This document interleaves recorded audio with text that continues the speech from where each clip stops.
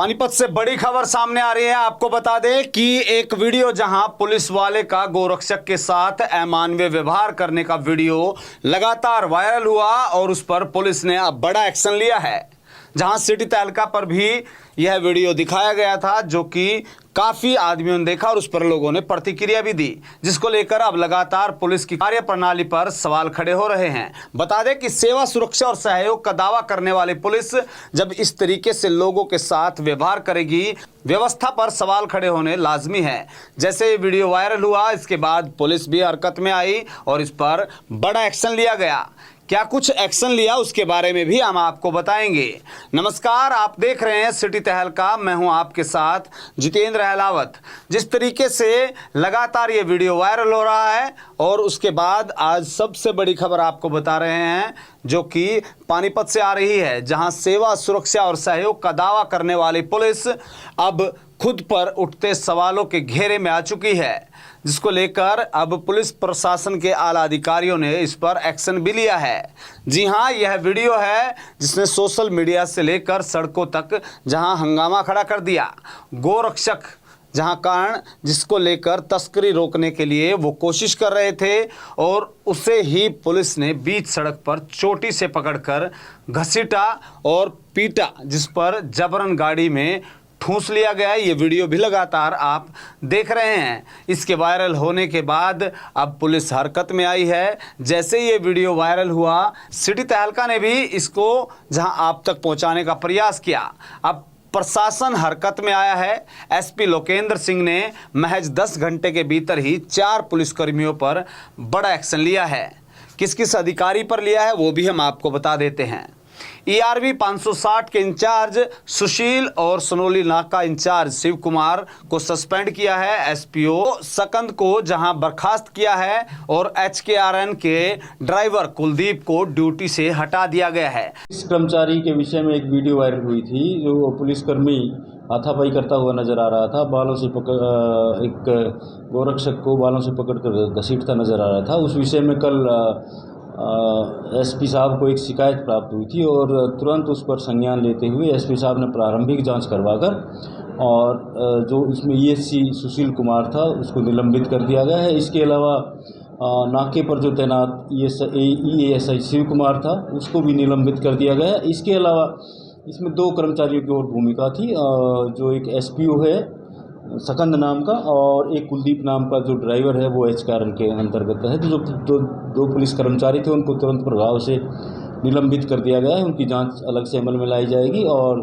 दूसरे जो कर्मचारी एक SPO और HKRN का जो कर्मचारी था, उनकी जो SPO है उसको भी बर्खास्त कर दिया गया है तुरंत प्रभाव से। लेकिन जो HKRN का कर्मचारी है उसकी अलग प्रक्रिया है, उसको भी जल्दी ही सेवा मुक्त किया जाएगा। निर्धारित प्रक्रिया के अनुसार कार्रवाई करके उसको भी सेवा मुक्त इसमें किया जाएगा। जो पुलिस की गाड़ी सर वीडियो में दिखाई दे रही है कि वो अभी ड्यूटी पे थे या एरिया लगता था ना?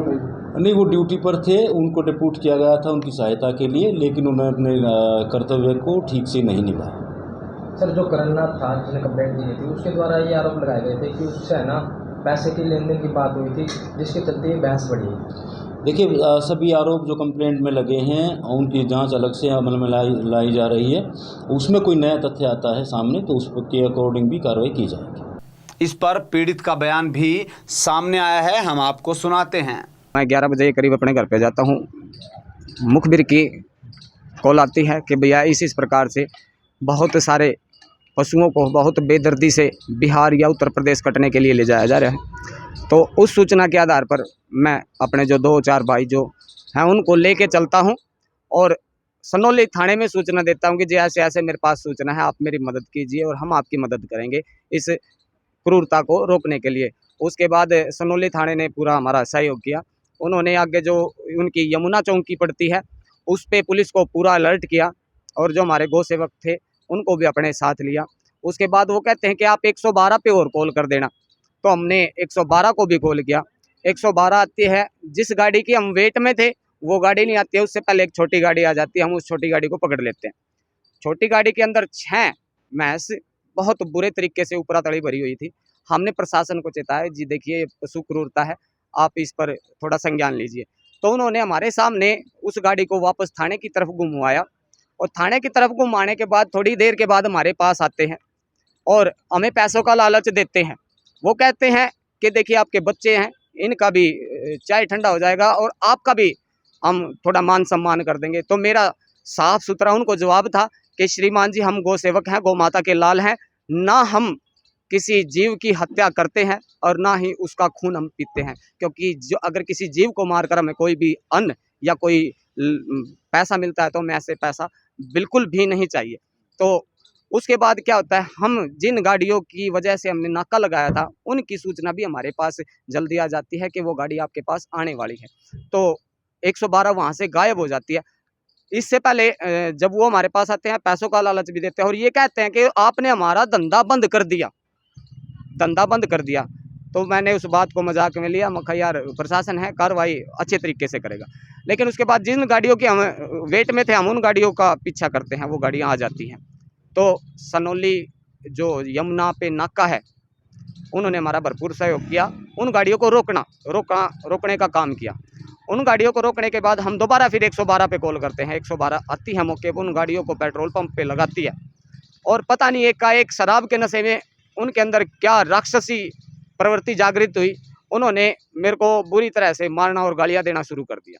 मैंने बहुत प्रयास किया कि मैं किसी से ना कुछ कहूँ, इस वजह से मैं पिटता रहा। मेरे को ज़बरदस्ती गाड़ी में भी, बिल्कुल मेरा कोई भी कसूर ना होते हुए भी मेरे को गाड़ी के अंदर डालने का प्रयास ज़बरदस्ती किया गया। बहुत मोटे मोटे लठ लेके मेरी तरफ हमला करने का प्रयास किया गया, लेकिन मैंने अपना जो संविधान है उस पर भरोसा रखा। मैंने कोई भी वापसी में कोई गाली गलौज या किसी भी प्रकार का मैंने कोई विरोध तक नहीं किया। उसके बाद वो 2 गाड़ियों को छोड़ देते हमारे सामने। एक गाड़ी मेरे ऊपर से चढ़ने, जो हमने शुरुआत में छोटी गाड़ी पकड़ी थी, वो मेरे ऊपर से चढ़ने को तैयार थी, बड़ी मुश्किल से मैं उससे बचा। उसके बाद दूसरी गाड़ी को भी छोड़ देते हैं, जिसके अंदर कम से कम 40 के करीब भैंस थी, वो वीडियो भी मेरे पास है। और जो तीसरी गाड़ी थी, मैं अपनी जान बचाते हुए